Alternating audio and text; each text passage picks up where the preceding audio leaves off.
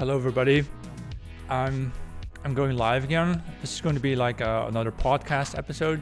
I make a distinction between podcasts and live replays. Live replay is really, off the top of my head, unprepared. But today I have like a specific topic I will go through.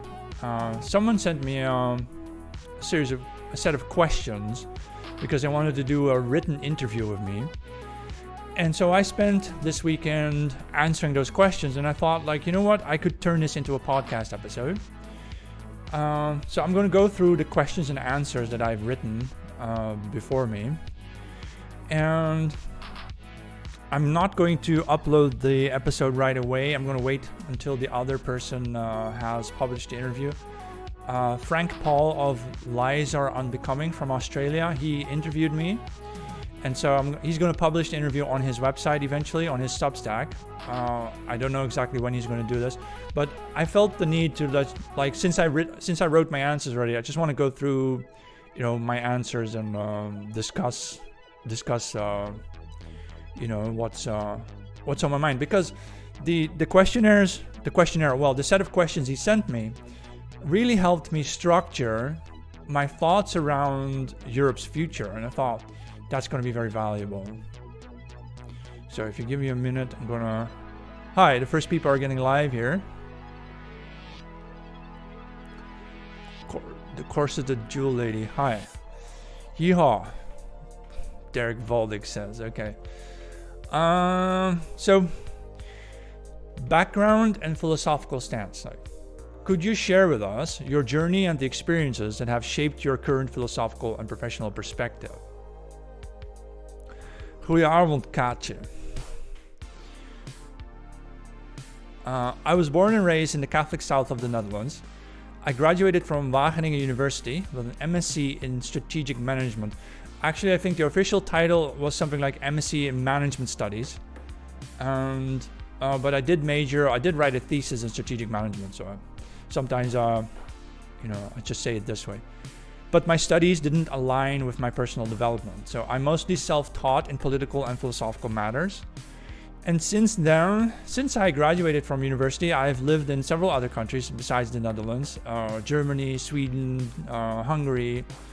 I've traveled around a lot. At some point, there was a year in my life where I spent 1 month in a city, 1 month in Berlin, 1 month in London, 1 month in Budapest, 1 month in Vienna, and so on. That was a crazy time a few years ago. But it was also very, very valuable to me. So I traveled around a lot, also in the USA. I must have spent the whole year of my life total, right, in the USA on several trips, like a month here, then 3 months there. Always on a tourist visa. Just as a tourist, I went there, right? But it adds up to a year or so. So I've seen something about the USA. I think what I loved the most about the USA was Denver, Colorado. Yeah, don't ask me why, but I just liked that place a lot more than New York City. But I found the regular work life unfulfilling, so. Yeah, someone found my channel today. No, I haven't met Jason K yet. I don't really follow. I have heard of him. Yeah, I saw him on Twitter X once. Yeah, love watching your posts. Thank you very much. So I've had a bit of an unhappy childhood. I've made videos about that on my YouTube channel. I think there's a few videos that I still have up there if you want to watch those, my older podcast videos. But it has led me to kind of disconnect from my society, the Netherlands. And because of it, I've been able to reflect on my milieu from the outsider's perspective. That's how I have felt for a long time in my life, as the outsider, right? I didn't belong anywhere. And then I began seeing the bigger picture. I began seeing through one after the other conspiracy like 9/11, the Kennedy assassination, even questioning our timeline, our history. And it turns out that the victors really do write our history. In my mid-30s, I was homeless for about 18 months. I survived by moving between dozens of hostels in Eastern Europe mostly, sleeping in bunk beds in rooms shared with 4 to 20 other people. Out of shame, I pretended to be a digital nomad. I told people I was going to do a trip around the world. Effectively, I did travel around Europe a lot. I started in Southern Europe, and I snaked my way all the way up to Iceland, eventually through Finland and Poland and Bulgaria and so on. So I really got to see a lot of our Europe, right? Because as a teenager, I had already seen Western Europe with my parents. We've done a lot of trips to Spain and Portugal, for example. Usually by caravan car, we would drive there, right? And Italy and so on. So I'd seen Western Europe a lot, but I hadn't seen Eastern Europe yet. So I went traveling there. But really, I was a bum. I didn't have a home of my own. Didn't have a place to rent even. I couldn't afford rent for a while. So homelessness taught me a lot about discipline. I didn't touch a drop of alcohol, and I couldn't afford fast food anyway. So in a way, the experience, it fixed me. I went looking for myself, and I found myself. And I learned that all I really needed could fit in a single backpack. I felt liberated from the burdens of economic life, and it was also the best time of my life. What astonished me the most is that perfect strangers were often easier to talk to than so-called friends. So I turned out to be sort of an anti-materialist, looking for spiritual growth. And on my long hikes through Europe's wilderness, such as Sweden's Kungsleden and across Norway's Hardangervidda, eventually the experiences there renewed my soul. My hiking trips formed the basis for my novel Behold the Wanderer. You can find my books on Amazon. In which I wage a personal war on scientific atheism. Maybe I should pause here because I remember hiking down the Chekcha Pass in northern Sweden. Chekcha Pass, yeah. And you go down a mountain slope, the highest point of the hiking trip, which takes about 2 weeks to complete the northern half. The full hike is like a month. I did the northern half. And I come down into this valley, overlooking the valley, and my socks were wet, right? So I take my socks off and so on. And it's just a few degrees above freezing. It was still very cold, but no clouds, right? Blue sky, the sun was out, and the sun hit my face, and the sun, warmed up my socks a little bit. So I dried my socks for a moment, just overlooking this massive valley, and it was massive. And then there's water, streams of water everywhere, right? And there's this tiny little wooden log cabin all the way in the distance, which is my destination. I'm going to go to that log cabin, right? Because you can spend the night there. And that is when I felt that, it's the first time in my life I felt like I'm not alone. In a religious sense. Like I felt like maybe there is a God, because I was raised somewhat atheistic because I was baptized Roman Catholic, but my parents were probably also Roman Catholic, but they had lost their faith by the time I was 10 years old. So my father started talking to me about Charles Darwin and so on. And that's very interesting, all that. But I was not raised religiously. So I had no connection to the church, for example. We would never go to the church, maybe once a year or so for Christmas, and eventually we didn't even go at all. So I felt there was something missing in my life, and a large part of my personal development has been this very slow development of a religious sensation that, maybe I'm not alone. Maybe there is a God watching over me, right? So you'll find a lot of this in my books that I wrote, Revival of the West and Behold the Wanderer, Eternal Struggle, where I take on the scientific worldview because I was also, as a teenager, indoctrinated in the scientific worldview. So I began deconstructing the truths of our scientific worldview, which my high school science curriculum had indoctrinated me to adopt. I debunked this rigid belief in fixed constants and immutable laws in my book Eternal Struggle, and the book also offers some logical arguments proving that our universe couldn't have come from nothing as a physical place, but rather that it must have been born as a thinking mind. Well, the reasoning for this you'll find in the book. It's too much to get into that right now.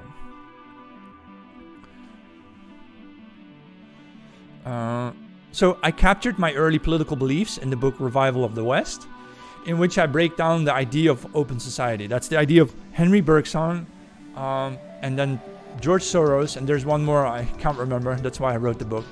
But that's okay. So, but I've also read a lot of books, right? So of the books I've read, a few stand out that really influenced my thinking. These would be books like Marcus Aurelius's Meditations, Viktor Frankl's Man's Search for Meaning, Ernst Jünger's book The Forest Passage, and Martin Heidegger's What is Called Thinking. So Heidegger has been a very great influence.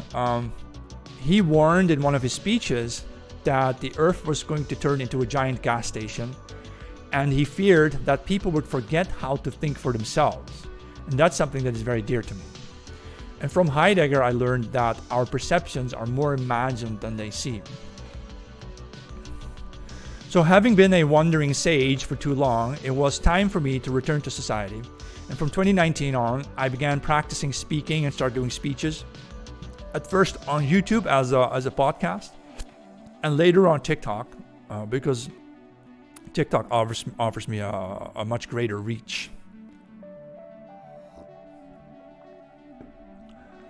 Someone tags me about mass migration and who's paying all these people to come and politicians allowing it. Yeah, there's a great conspiracy going on here. If I want to answer this question briefly, I think they're robbing the Western middle classes and using that money to replace us with the mass of the people coming out of the Islamic world and the African world, and partly also from India, because they have too many children.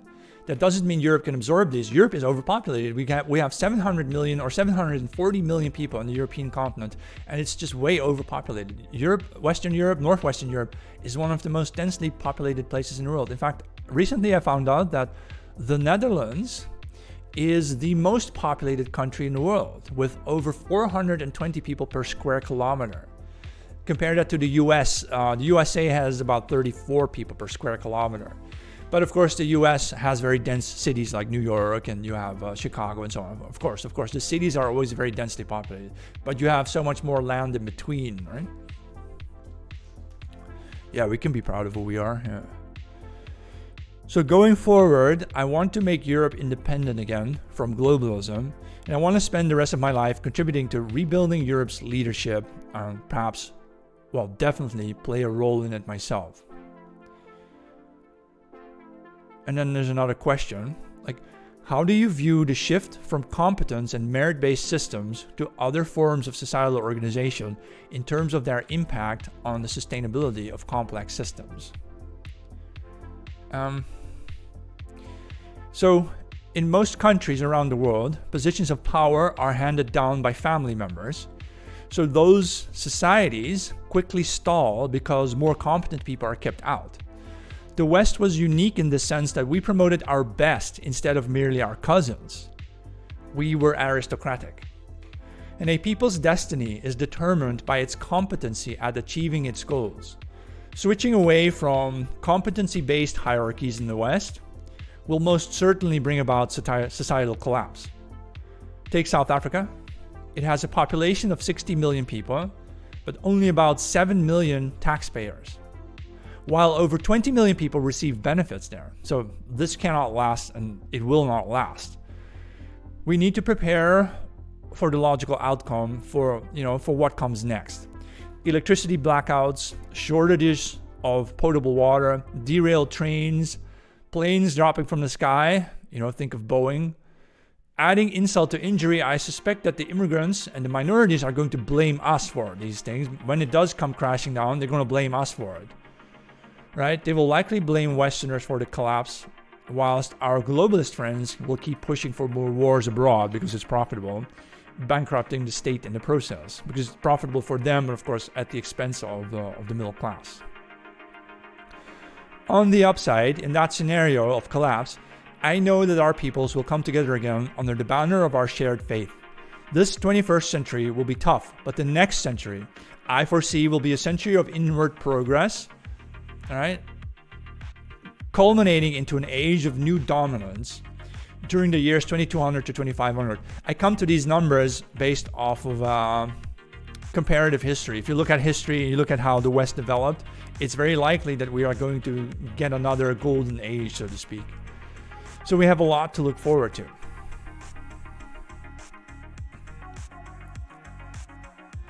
So, am I thinking of joining the Trump campaign as a junior admin? No, I live in Europe. So, are you thinking of joining? Yeah.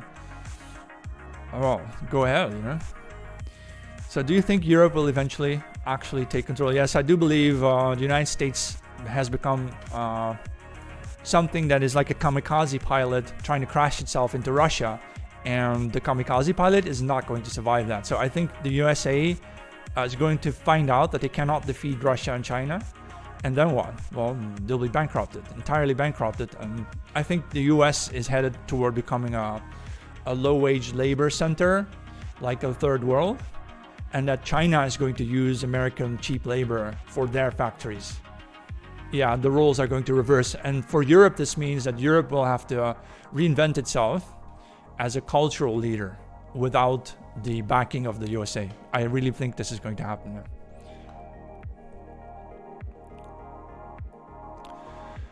Another question. It's like, do you believe that a system where different moral standards are applied to insiders versus outsiders, and where economic elites may exploit the broader populace, undermines social cohesion and development? It certainly does, right?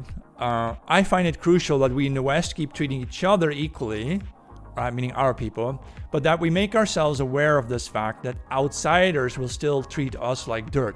And that includes unassimilated minorities and immigrants among us who still live by their own moral standards.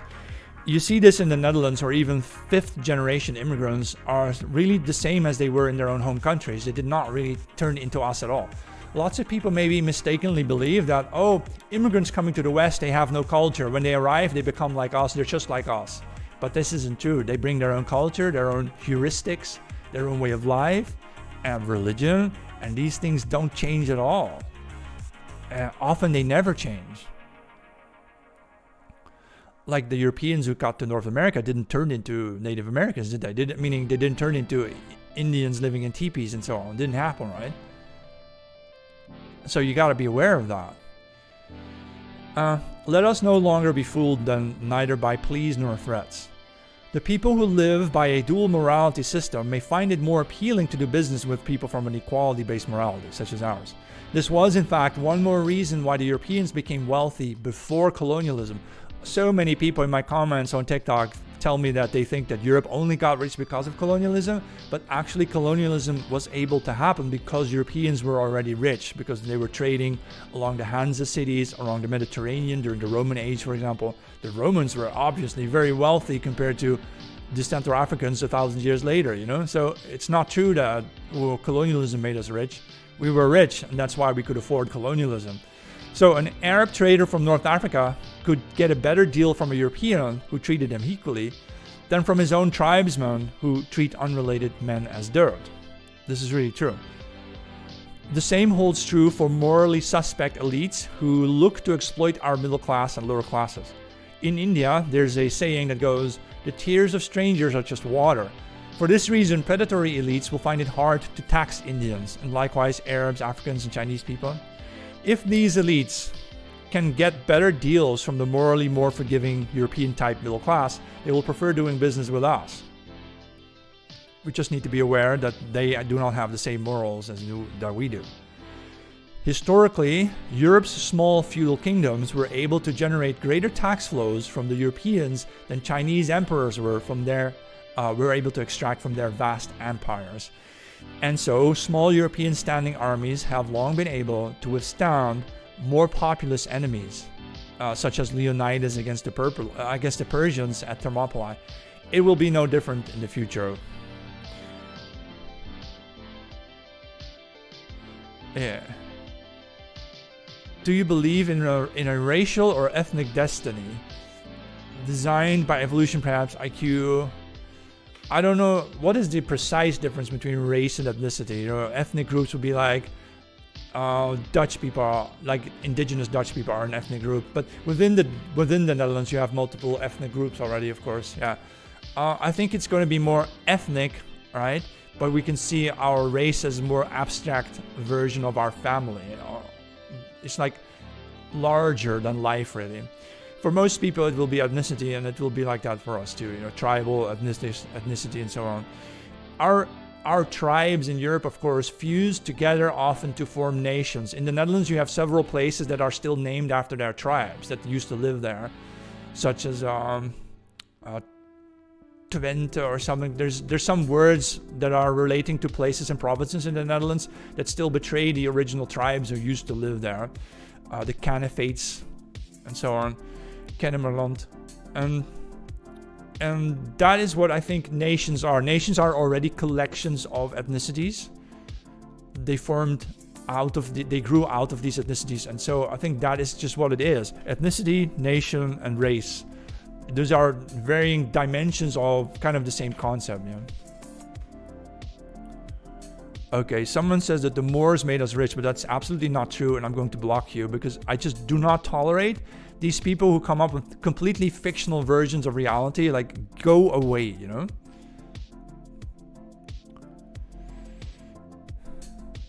Greetings from Orania. Oh, that's interesting. Someone said that from South Africa, you know? Do you think America is now a gynocentric society where they worship women and ethnics? It's becoming that way, yeah. Not in the countryside, of course. The Republican rednecks, as they call them, no, they're not gynocentric, but the cities are like that, yeah. It's ruled by women. Who's in charge of your military strategy? You know, it's actually Victoria Nuland, the wife of Robert Kagan, who was the architect of the Iraq War. She has a dual citizenship between Israel and the USA, and she basically calls the shots in terms of fighting Russia. It's insane, you know. So I'm actually reading an interview question. Someone wanted to do a written interview with me. And so I'm going to go through the questions while I will also pause to answer your questions. Katja says, nations are not necessarily tied to an area. That's right, yeah. So a nation is more like a people, yeah. But the people can move around, technically, yeah.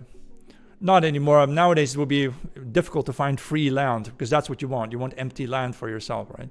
We don't want to immigrate. We don't want to send white people to China as immigrants, do we? Do you want to do that? Like send 20 million white Germans to Shanghai as immigrants? I don't think we want to do that. No, we want to have a land of our own with our own culture, right? We don't want to be minorities in someone else's culture.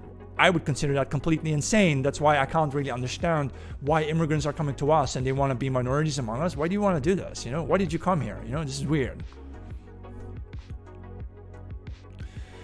So in the context of maintaining high competence levels within populations, how do you relate to the concept of affirmative action amidst the challenges faced by technologically advanced societies?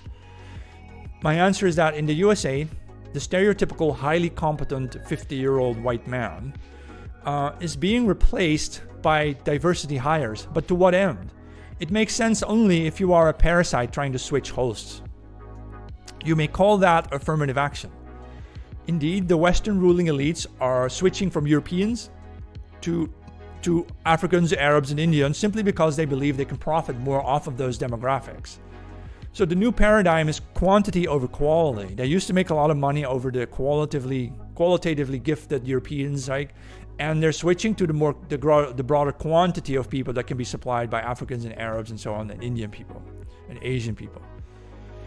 But the competency crisis is really a profit crisis for the Western elite. When I once pitched a cryptocurrency project to ING bank managers in Amsterdam in early 2013, they told me it might help with financial inclusion. But by financial inclusion, they meant trapping Africans in mortgage schemes or by tying Indians to Western bank accounts and payment systems. Diversity is really another word for debt slavery. They want to capture your labor, basically. US billionaires such as Mark Cuban are waging war on competency in the USA, partly because men like Cuban are racist, they hate white people, and partly because they don't understand the concept of competence. They think that as long as there is a thing called the middle class, there will be competent people willing to serve the rich. But they are ignoring the reality that this middle class has been dumbed down and impoverished. The elites have effectively gutted their most competent servant class. It's not going to come back. Affirmative action serves to integrate new demographics into the Western economies. Black Africa now has a potentially greater market value for Hollywood movies than white Europe. And so while Hollywood studios will want to see more black actors in big budget productions to capture the black audiences in Africa. So Africans didn't need to buy TV as the Europeans had done. The Africans went straight to cell phones. And so a black Cleopatra, no matter how historically inaccurate, appealed tremendously to the African ego. For your information, North Africans and East Africans are actually Semitic and Arab type peoples. They're not sub-Saharans, but I don't want to talk. I have spoken about this topic of the Black Cleopatra and so on, the Black Hercules and the Black King Charles or whatever, the Black Queen Elizabeth. I've spoken about this a lot last year on TikTok. And the general tendency is that people living in Central Africa seem to have a totally fictionalized version of European history, where they think they were the original Europeans.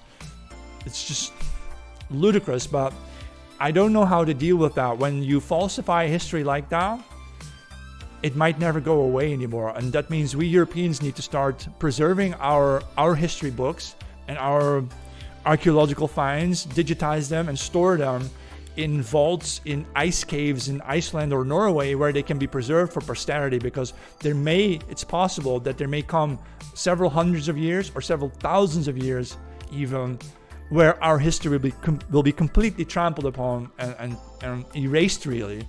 But we will need to find a way to get it back, so that our distant ancestors, descendants, our descendants far away in the future, will be able to discover the truth again. And I think that's very important that we put effort into this. We cannot just throw our culture and our history away just because some people are so deluded,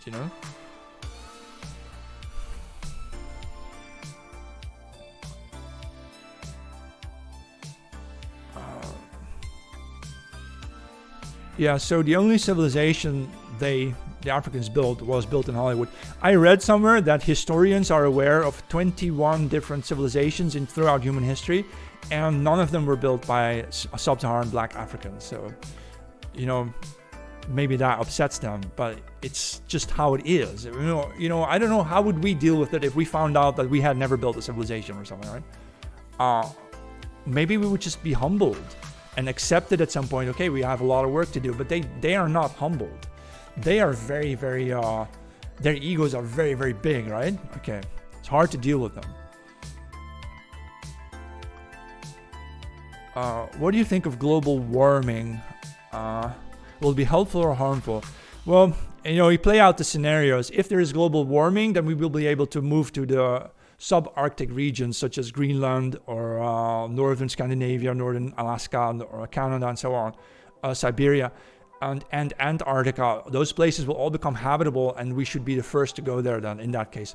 If it stays the way it is, then we stay in Europe. And if things get colder, which is what I want, I wish things would get colder, then we will all be we will be able to naturally curb mass immigration into Europe. Because if Europe gets cold, the cost of heating will be impossible. We will not be able to heat Europe if the temperatures would drop by 5 degrees Celsius or so. It will be impossible to have so many people here, but that might actually be a fantastic situation for us to reboot our culture and to defend our culture. Using Father Winter to defend ourselves is my wish and my hope. So I'm going to answer more questions from the interview that someone asked me to do. So how critical is competent leadership in avoiding the collapse of advanced societies, and can you elaborate on the consequences of its absence? In terms of leadership, our present leaders are highly competent at making their rich handlers richer, because the politicians we have, they work for the elites, right? But we may need to take a few steps back and figure out the purpose of our advanced societies. If our leadership only leads to overconsumption and overpopulation, we may need to focus on totally different outcomes, such as spiritual satisfaction. This is what I feel is so lacking in our modern societies: spiritual satisfaction. So far, the West has spearheaded modern infrastructure and technology, and especially in terms of transportation, we have been entirely responsible for bringing people together. Without the fossil fuel transportation methods of the 20th century that we invented, cars, trains, planes, there would not have been this level of mass immigration today. Without central heating systems, we would never have been able to house so many millions of people in places like Stockholm, Paris, or New York City. Notice here the duality of competence. Although technological competence benefits Western peoples financially, it also makes non-Western peoples dependent on our solutions. It makes us the slaves who have to work to carry the burden of maintaining a society while very large numbers of others receive the benefits. the old white man's burden has become a white woman's nanny state. A breakdown of either Western or East Asian technological prowess today must lead to a large-scale population collapse in the third world because they depend on our technology. So far, Africa does not really have an industrial base like China. China learned from the West to build a technological base, but Africa has not. And without a technological base, they will not be able to maintain their number. So if either Asia or Europe collapses, Africa will have to send hundreds and hundreds of millions of people out of their continent, but to where? If Europe collapses, Europe will not be able to absorb them. So how much longer then can we keep absorbing less competent peoples before it comes crashing down? The purpose of Western leadership, therefore, should not be to maximize third world populations as we have actually been doing through development aid, or even to feed the poor and so on, but to help find spiritual fulfillment for ourselves. We have a lack of purpose today. What is the purpose of Europe today? We need to throw abstract ideals of equity, inclusion, and diversity out the window. Someone says I look better. Okay, I didn't know I look bad. Let me see if I can answer some of your questions. Great job, man. Yeah, thank you very much. Okay, any good books you recommend or other sources to read? Yeah, I mentioned at the start of this, like The Forest Passage, or what is called Thinking by Martin Heidegger. That was an interesting little book. Yeah. Thoughts on Otto von Bismarck? Yeah, he's my great historical hero, the unifier of Germany. He wanted diplomatic ties with Russia, and he was already building railroads through Iraq to link Germany with the Silk Road network. So he was thinking far ahead, but then Kaiser Wilhelm II took over. Basically, he did the opposite of what von Bismarck wanted. Kaiser Wilhelm II, he started building German Navy and so on. And that's how eventually First World War and Second World War started, Is race and IQ connected? It seems to be so, yeah. It seems to be connected. So I don't really find that very interesting though, but it's just how it is, Okay, question. What is the purpose of high technology in a technocracy? A technocracy is a political system where they use technology to rule the people. They always say that technology will liberate you, but I'm going to explain that the opposite. Enslavement, of course, is also possible. So by the 1950s, the US population represented 5% of the world and was consuming 50% of the energy produced globally. But what they don't tell you is that the US American men were also producing 90% of the world's exports. It was American productivity that generated the world's wealth. However, if everyone else had started consuming what Americans were consuming, our Earth would have died by 1960. So Western elites needed a way to oppress the rest of the world without stirring revolts. They placed their bets on technocracy in order to create a global caste system, as they do in India today, but with digital passports that restrict people's mobility and wealth. So the whole idea of digital passports, and actually the vaccine passports, were only a excuse to introduce global passports, right, for global citizens. It is meant to restrict people in certain castes and to keep you there, so there will be no more upward mobility in the future of the globalists. That's what I'm trying to say. So technology can be used to both oppress and liberate people at the same time. Imagine it this way. So instead of allowing people to go on actual holidays, global elites now want to offer people those fake VR goggles like Apple Vision Pro and go on a vacation trip in your visor. So that is a way to oppress you. So they call it freedom because you can go wherever you want and sleep around in a fake virtual world, right? In the fake virtual world, you can have all the sex you want, but it's not real. It's fake, right? And so it's liberation and oppression at the same time. So just imagine all those boys wasting their lives away playing computer games. Imagine what might happen if they started acting out their adventures in the real world. You can go, if you play games like Skyrim, you can go on adventures, right? Imagine you would demand of the real world that such adventures should be accessible to you. Imagine all these young men demanding adventures. The world would be too small. Computer games both liberated young men while enslaving them behind their computers.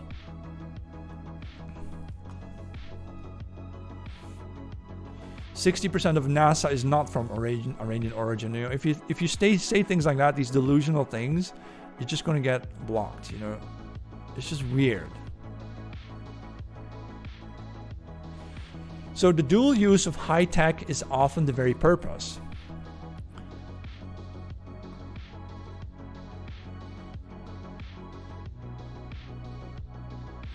So, interesting stuff. Alright, I don't know though. Okay. So what societal shifts prompted actions like the removal of self-checkout machines, reflecting on the concept of technocracy? So wherever people need to work with technology, there is a minimum intelligence requirement, right? So a society built by a population with an average IQ of 100 cannot be taken over and maintained by a population with an average IQ of 85. So if the average IQ of the white people was around 100, and recent research confirmed this again in 2023, December 2023, last year, there was a research by Brian Pesta et al. Who confirmed once again that he was looking at people living in Britain. The white Britons had an IQ average of 100, and then every other race came in second and after. Even Asians from China had an average IQ of 98, below that of the native white Britons. And so what happens if you change the intelligence, the overall intelligence of a demographic? Well, some things are going to break down. You won't be able to do everything anymore, right? So that's what Walmart found out after they installed self-checkout machines in certain low IQ neighborhoods. But even smart people have trouble using these machines. So Boeing too has found out that you can't just outsource random high IQ work to diversity hires overseas. Its planes have literally been dropping from the sky as a result, causing a lot of investor damage. I doubt Boeing will ever recover. I'm sure our ruling elites are betting on AI to overcome such impediments. So you import less intelligent people en masse, right? But at the same time, you think, artificial intelligence and smart cities will solve all those problems. No, they won't. No, they won't. It only postpones the collapse, but will not avoid it. So we make cities smarter, but stacking technology on top of technology merely to help low IQ people survive creates exponential tech load. Yeah, you create tech load. What you are doing is you are taking people with the intelligence of hunter-gatherers, which is usually around 60 or so, IQ 60, 65. You bring them over to a big city like New York, and all of a sudden you find out that they can't really live in a place like that. So you try to make the city smarter so that less intelligent people can survive in them. And that is a very big problem because it creates exponential tech bloat. Eventually that means the technology cannot be maintained any longer. It becomes too complex, and the very smart people who were able to build it, eventually they die, take their knowledge to the grave, and the new generations who are able to maintain it, they don't know how to fix it. They don't know how to upgrade it anymore. It's too complicated. That's real. It's not a joke. There's simply no escape from the need for human competence. I haven't even mentioned the impersonal catastrophe that are self-check-in hotels. Have you ever done this? You checked into a hotel and there's no one there and you have to get your key card yourself. The stupid will revolt against technology by refusing to interact with it. But the smart people, they will revolt against technology by refusing to be dehumanized by it any longer, until of course the robots decide they will no longer tolerate human disobedience.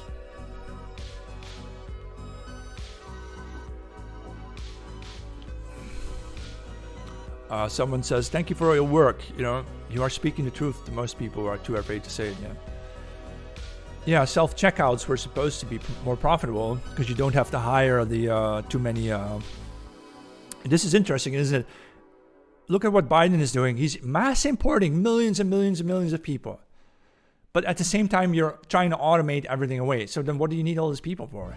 If there is no job, and there are no jobs in the US, what kind of jobs do these people have? Turns out, all those jobs that Joe Biden said he created, all of those jobs were part-time jobs. Meaning they're the Uber drivers and I call them food delivery bunnies. Those bunny hoppers who the ones on their bicycles and so on with the food in their backpacks. food delivery people. That is weird, because it means there is a class of people who can still afford to order food delivery. I don't do that because it's just stupid. I'm not going to pay $30 to have food delivered when I can just make it myself from the supermarket for like $4. So I'm not somebody who spends money on food delivery people. But there's a class of people in the Western world who apparently can afford to, or have food delivered like 5 days a week. Oh wow, How much longer before that class runs out of money? And then what? Then those bunny hoppers, the food delivery people, they won't be hired. They can't be hired anymore, and they have no other skills. So you're looking at a slave economy that is temporary. It will take a few years, and then it's over. That whole constellation, that condition will end when the middle class can no longer afford to order food delivery. Then all those millions and millions of food delivery people that you brought into the country can no longer be employed, and they have no other skills. That they could do porn, yeah. Good luck with that,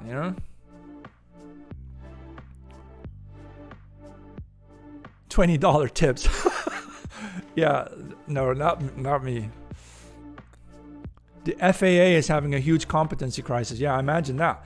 This is what happens when you hire people based on the color of their skin. Like when you actually hire people based on the color of their skin, and you're not looking at their competency, or you're picking the ones who barely graduated, but you're not hiring the ones who excelled. See what you're doing? You're lowering the competency of your work pool. And people, if you work for a company and your senior manager is replaced by a diversity hire, and after a few days you notice that person does not know what they're doing, are you going to keep working for somebody who is clearly incompetent? All right? You might, for the sake of your job and your income, you might stick with that for a while, but as soon as you can get out of there, you're going to get out of there, right? So the actual competent people, they're going to leave. So question, how do mass immigration patterns affect a nation's ability for technological innovation and adaptability? There's no point in denying IQ differences, and they won't go away by calling IQ a colonial construct. A man claiming to have an IQ of 75 made this very revealing video. It's on YouTube. You should Google on YouTube IQ 75 man interview or something like that. So he claims that he cannot grasp fractions such as fill a third of a cup with water. He doesn't know how to do this. He doesn't know how to operate the defrost option on a microwave. So what do we do now? Do we sell this low IQ demographic or a kitchen robot to help them use microwaves?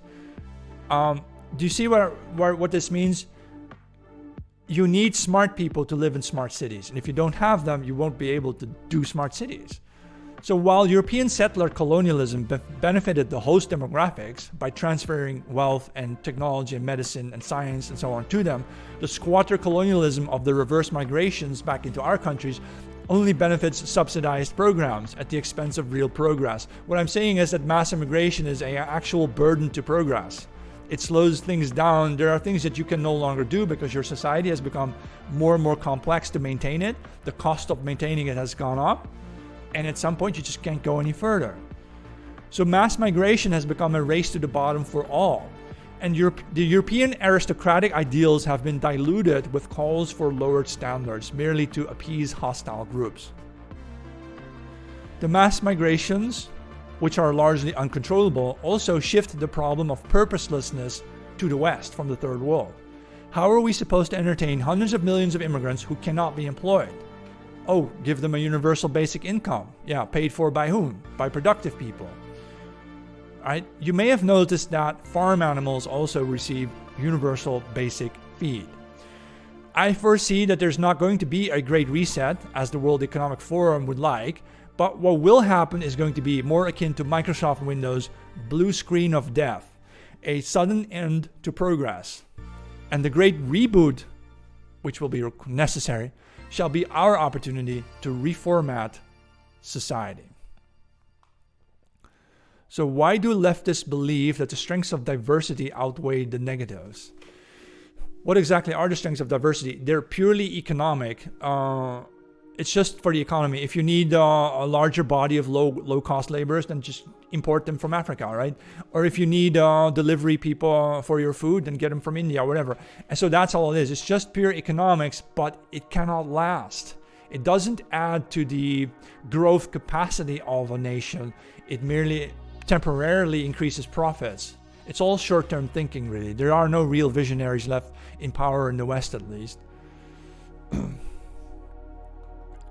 Right, so it has nearly reversed progress in the aerospace industry. It's come to a halt and it's going back down, yeah. Right, they're not living in the real world. We will merge with AI, yeah. I looked into the Neuralink thing, and that's something I will never do.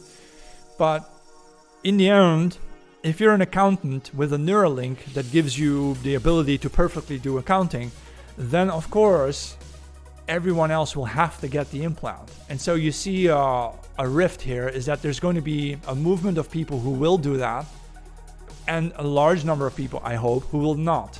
So then you will have the difference between synthetics and real people, as they have in that movie Blade Runner, where you have these fake cyborgs and real people. That's going to be a whole new game of discrimination there.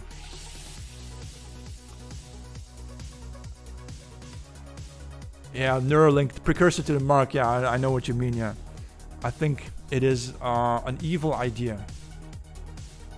Yeah, Katja says there's going to be a division. Yeah, parallel society. Yeah, definitely. It will have horrible long-term effects. Yeah. Yeah, imagine having to get an upgrade, a hardware upgrade, and you need a new surgery in your brain. I think a lot of people are going to have brain damage when these surgeries go wrong, you know? So how can European nations preserve their cultural identities amidst the challenges of globalization? So culture is a public measure of how well a people are doing. US authorities have been toppling a large number of white men's statues recently. And that is the clear signal that said authorities have every intention to also purge white people next. By fighting to preserve our culture, by fighting to keep your statues on their pedestals, we may preserve our people, in fact, but it will have to be a physical fight. You'll have to win this fight in the real world. So under globalism, ethno-nationalist tendencies have become a private matter almost, but they have by no means disappeared. Once the Soviet Union was dissolved, for example, its peoples almost instantly returned to Christianity. The white peoples. I know that Russia is a federation. They have Chechnya and Dagestan where people are Muslim, right? But the Christian whites who live in the northwest of Russia, right? They returned to Christianity after the Soviet collapsed. And so history tells us that beneath the veneer of the most terrifying globalism, a people's heart continues to beat, and ours will too. In terms of the matter of protecting ourselves, we should demand legal respect for European cultures in the same manner that Muslims and Jews call for laws against Islamophobia and anti-Semitism. There should be laws against anti-Europeanism, also anti-Christianism, even laws against anti-patriarchism, right? Not just in our own countries, but worldwide. We should lobby for it. We should become intolerant of attacks on our well-being. Wherever one flag of ours is taken down, we should hoist two back up. Wherever we trade with foreign nations, the promotion of our culture and religion should be included in the counterparty's obligations. That may sound strange, but in fact, that is what Arab oil states have been doing, demanding of the Europeans since the Strasbourg resolutions of 1975.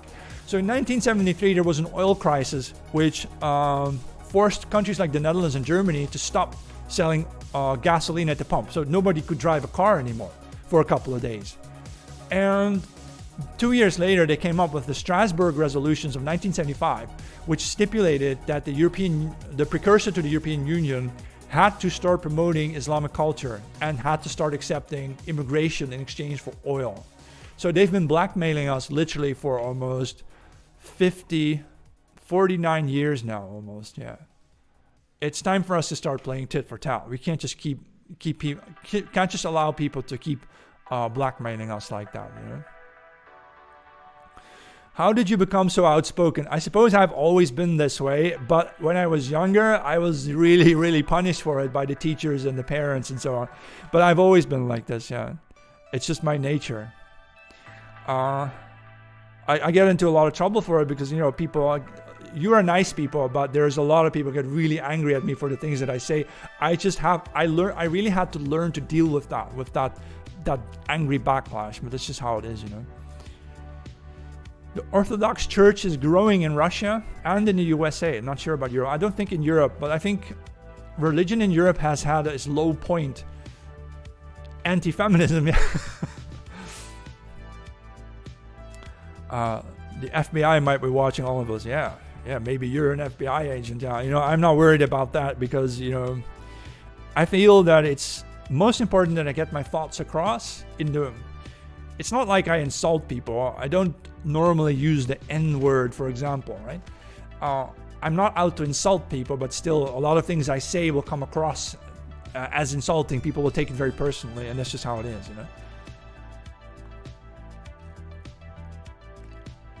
Yeah, we're proud of our heritage, yeah. And we should be, All right, I'm going to answer this question. Like, who is Jesus to you? What is your opinion of him? The way I understand Christianity nowadays is that before Christianity, the European paganisms, they were afraid of death because every winter the cold comes, the crops die, your cattle dies, and then eventually, of course, the old people die, and then people die. So they were always afraid of death. Christianity, through the story of Christ, shows us how to face death without fear, how to overcome the fear of death. And I think, to me, that is how I interpret Christianity. The story of Christ is to learn to do what you believe is right, regardless of people attacking you for it. Even if they threaten you with torture and death, you overcome the fear and you can stay calm under this, and you simply go ahead and do what you think is right. That's how I interpret it. So how do European moral systems and cooperative frameworks contrast with those in other parts of the world, and what impact does this have on societal development? Most of the world is despotic, matriarchal, socialistic, whereas Europeans are naturally capitalistic and patriarchal, but also more naive. Europeans have a guilt-based morality, i.e. Christianity, the original sin, primordial sin, whereas the rest of the world has a shame-based culture. So Europeans worry more about whether or not what we did was right or wrong, but other people worry more about looking good in the eyes of their families. Our dietary histories have shaped modern politics. Europeans have been the largest group of people to descend from pastoralists. There are other groups of pastoralists around the world, also in Central West Africa, in Central West Saudi Arabia, but they're small groups. Europeans are the largest groups of people who descended from pastoralists eating meat and dairy products for thousands of years. And the rest of the world was largely evolved from grain and rice farmers. And the political implications are intense because of the way you have to cooperate with each other. Cattle herding is a capitalist system that can be done by a single person and his cousin and a guard dog, a shepherd dog. So these are male alliances. Grain farming can be done by individual families, but they will need to cooperate during harvest season, such as in northern China, they still do it that way. And rice cultivation, however, is a community effort. So rice farmers have to ask all of their neighbors for permission to change the flows of water before they can harvest. And so the life of a rice farmer is actually humiliatingly slavish. And yet rice feeds the most number of people on earth, over 5 billion people. Most of them live in the Southeast Asia, around China. So it's China, Thailand, those kinds of countries, right? And so grain cultures have produced socialism. Rice cultures have produced communism, dominant in East Asia, and only dairy cultures produce the patriarchal capitalist systems that are predominant in Europe. So the vegan movement's attack on meat is actually a way to undermine the European peoples and their social systems. I need a sip. Right, Nordics were not lactose intolerant. I don't know exactly how it happened, but at some point we were able to digest milk. If you can tolerate milk, you can get access to the animal protein and fats and the nutrients from milk. And that gives you an energy boost. Actually, it helps children's bodies grow and develop better. Which makes sense because that's what mother's milk also is to a baby, of course, right?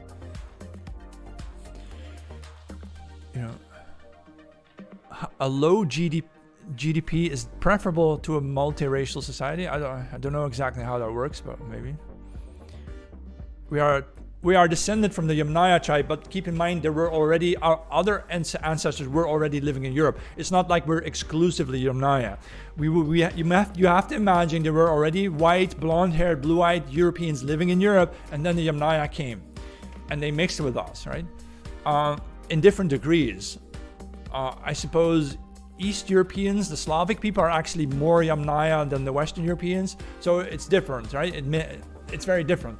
But keep in mind, there were already, white-looking blonde people living in Europe anyway, so it's not like we came from outside. We were also already here. I myself, I did a DNA test, and I'm like 55% Germanic and 45% Celtic, and my Celtic ancestry is actually from the southwest of England. I hadn't expected that. So I have ancestors who were living in the southwest of England 2,000 years ago, before the Roman age.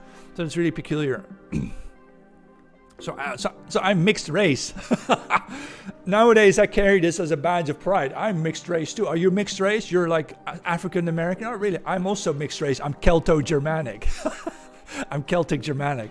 I'm also mixed race. Just screw them over, Oh, really?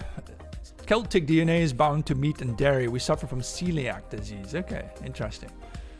I don't know. I don't think I have that condition though. Oh, in the Netherlands, there's something going on. Namely, there's supposed to be a new government formed, and someone actually killed it. They killed the process. Oh, great. So Geert Wilders might not become the prime minister then. Who knows, huh? So another question, because I'm going through a series of questions that somebody did a written interview with me. So I'm just going to go over my answers. So question, what are the broader implications of mass immigration on societal progress and cohesion within Western European countries? So immigrants coming to the west of Europe are almost exclusively from socialistic, communistic, or despotic regimes. They often bring brutally fundamentalist religious beliefs with them, including an intolerance of outsiders, of people who are not family, right? So this is interesting. When they call us racist because we see white people as a race, but they are actually familialists.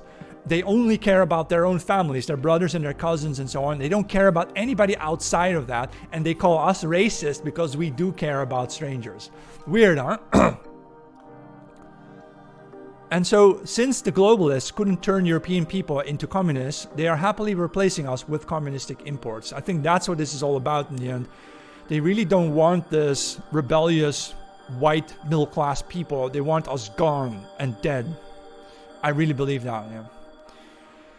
It's easier to enslave and control people who evolved under despotism. So I believe the global elites love the idea of communism so much because it creates a class distinction between the crowd, La Foule, and the irresponsible children, and the elite, the responsible parents who know exactly what to do, right?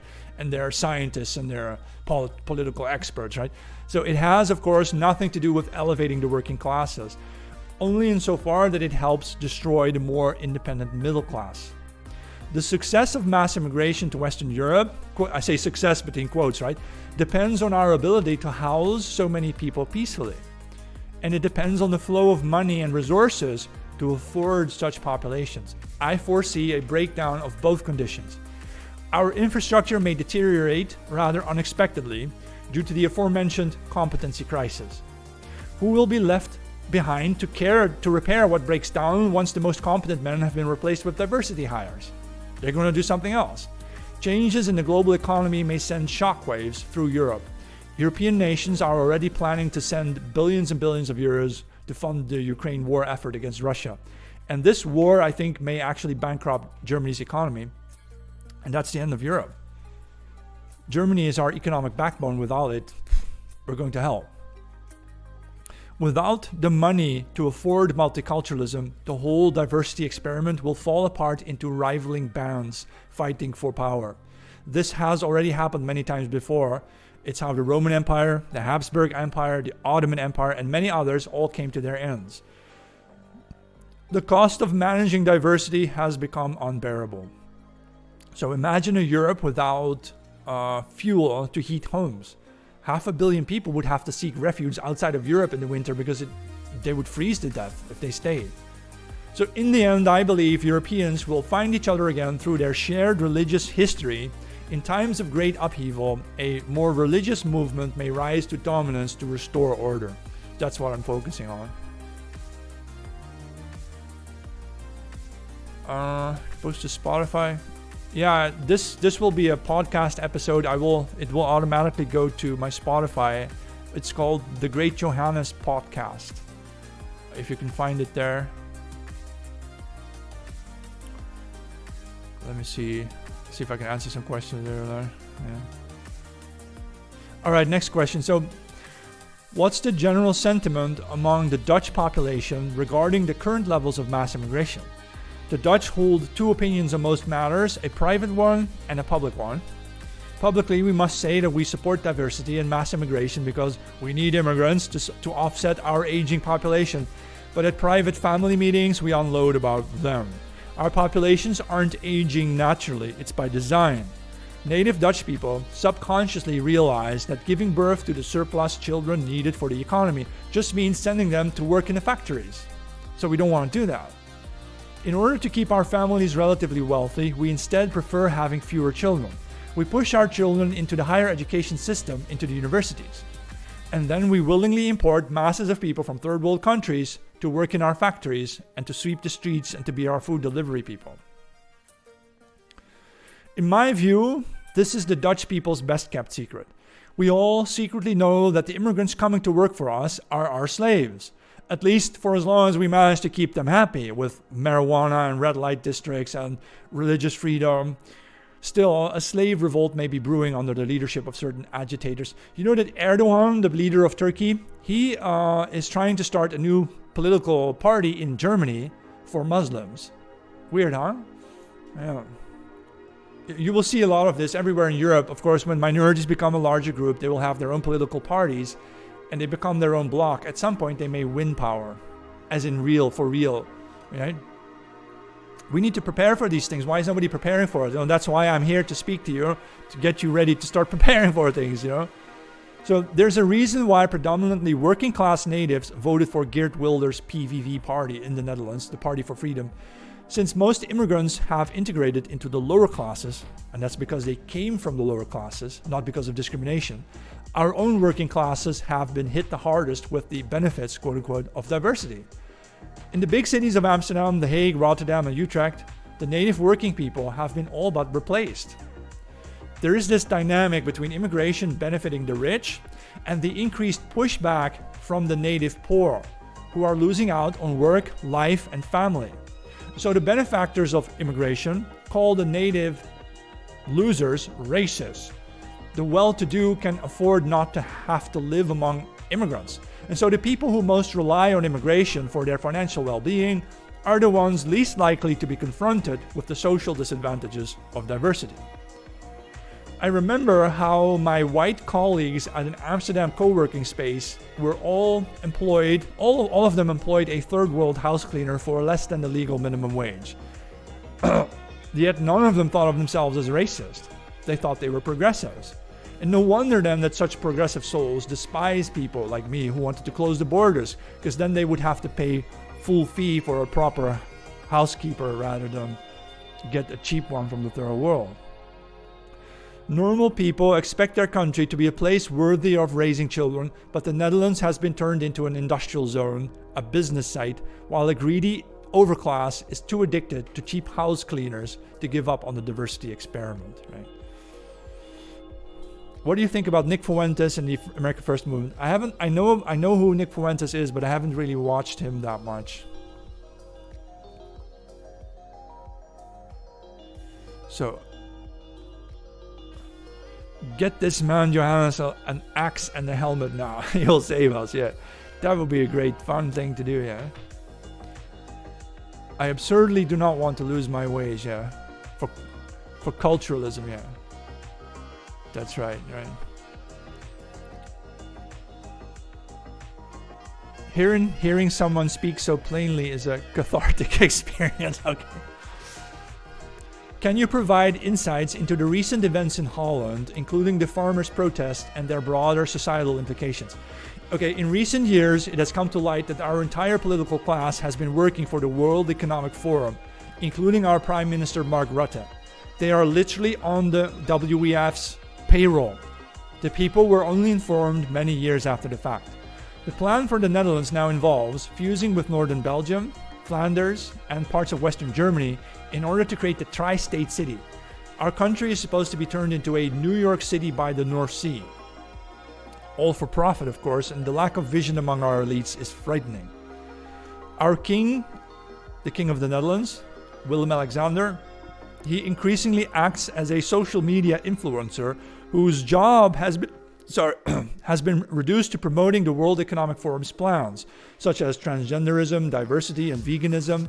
His wife, Queen Maxima, was seen at Davos promoting vaccination passports for global citizens.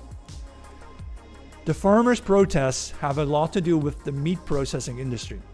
Dutch farmers are the world's largest exporter of real meat, mostly to the rest of Europe. And I think that American billionaires such as Bill Gates may be trying to cannibalize this market. They tried the vegan Beyond Meat, and now they're trying lab-grown meat, fake meat. And if they can drive European pastoralists out of business, they can steal that market and move the profits to the USA. European industry is being pillaged. Another reason why European governments are cracking down on meat consumption is, of course, the relation to capitalism and freedom. As I explained before, Europeans descend from pastoralists, and their lifestyle is inherently patriarchal, capitalistic, and individualistic. Globalist forces may be trying to neutralize the meat and dairy life of Europeans, which is capitalism, replacing it with either socialism, grain-based lifestyles, or with communism, rice-based lifestyles. So far, the Dutch farmers have only been protesting up and down the streets, which I think is a tremendous waste of time. If the farmers don't actually want to overthrow their governments, they will lose. Our governments cannot be reasoned with. They are globalists. They have to be deposed.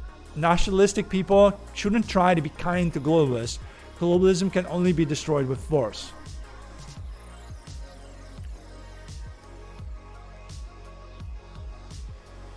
In your view, what are the primary threats to European cultural identity today, and how should they be addressed? So I think the biggest threats to Europe are Islam, veganism, the gender confusion, mass immigration, communism, or in other words, the whole globalist package. Islam in Europe proves itself a highly intolerant ideology, intolerant of any form of criticism or perceived criticism. And the only sensible recourse for Europeans is to match that kind of intolerance. We too have to become very assertive about our survival. We have to stop being intolerant and become intolerant. To counter the mass immigrations, Europeans should begin repatriating their kinsmen from the colonies, like USA, Canada, Australia, New Zealand, South Africa, and so on. Instead of bringing in random immigrants, we should bring back our own people. And my reasoning for this is that, historically speaking, no colony ever survived the death of its mother civilization. Meaning, if Europe dies, the former colonies are unlikely to survive on their own. You need a strong mother continent like Europe to continue providing the cultural backing to the descendants now living around the world. We need to make it clear that Europe, therefore, is the most important ideal to fight for. We should offer young European couples, meaning also European type people who want to come back to Europe, free housing so that they can start having families again. To counter baseless materialism, however, we need to inculcate people with a renewed religious fervor. Globalists in the end are not as powerful as they are perceived. Looking at what globalists seem to fear the most, I think we Europeans need to become independent. We need to work with Russian resources diplomatically, rebuild our religion, our aristocracy, and our patriarchal meat and dairy way of life. There are only two genders, you know? You rock. Yeah, I'm on the right side of history. I hope so, yeah. And then let me go over here. I'm going to skip some things because usually I'll talk for an hour or so and then I wrap it up. What are you currently So here, this is the last section. What am I currently focused on, and how can individuals engage with me or follow my work? You can go to www.jmk.info, which is my Substack newsletter, or of course my TikTok at The Great Johannes, my YouTube channel at The Great Johannes, same name, and I'm on Twitter, X, at JohannesMKX. I'm actually getting ready to start doing public speeches. I'm starting to look for some kind of organization that can offer me some support platform in Europe, so I can start doing speeches as the real opposition. I will not be controlled opposition. I will be the uncontrolled position. Very dangerous, man. It might cost me my life, but I'm looking forward to it. I want to get out there now with my beliefs and my ideas. Start doing speeches. I will primarily write my speeches myself at first, or maybe in the distant future I could work with speech writers. But yeah, I definitely want to start doing speeches to rally the people of Europe, the farmers, everybody, the middle class, get it through to people that this is that time in our history where we made a stand together. So I would like to rebuild Europe as a sort of religious Sparta, a warrior state that cannot be stormed. Europeans will learn to fend for themselves again, regardless of what anyone else says. The time of subservience to globalism is over. And I'm looking for organizations in Europe that can offer me a platform, as I said. So, let's see. No, I don't have a WordPress. I have a Substack at www.jmk.info.